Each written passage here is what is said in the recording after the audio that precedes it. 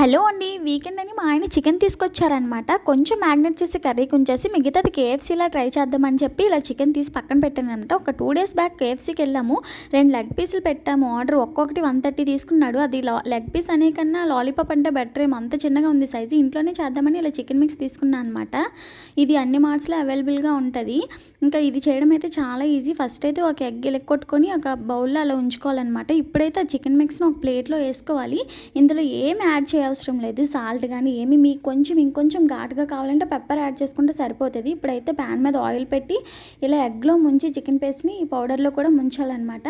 ఎక్కడ గ్యాప్స్ ఉన్న చేతితో పౌడర్ అంతా చికెన్ పీసెస్ మీద వేసేసుకొని ఆయిల్లో వేసేసుకోవడమే. ఆయిల్ పెట్టి చాలాసేపు అయిపోయింది, అందుకే చాలా తొందరగా ఫ్రై అయిపోతుంది అనమాట. ఇంకా పీసెస్ అన్నీ ఇలా ఫ్రై చేసేసుకోవడమే, చాలా ఈజీగా ఫ్రై అయిపోతుంది. సిమ్లో పెట్టి చాలాసేపు ఫ్రై చేసుకుంటే లోపల సాఫ్ట్గా ఉంటుంది అనమాట. ఇలా కాసేపు అయిన తర్వాత పీసెస్ అయితే పక్కకి తీసేసుకోవడమే. ఇంకా ఆయిల్ కూడా పేర్చట్లేదు, చాలా బాగా ఫ్రై అయిపోతున్నాయి చూసారా. ఇంకా మీకు చూపిస్తాను చూడండి ఎంత సాఫ్ట్ వచ్చాయి అసలు లోపలైతే.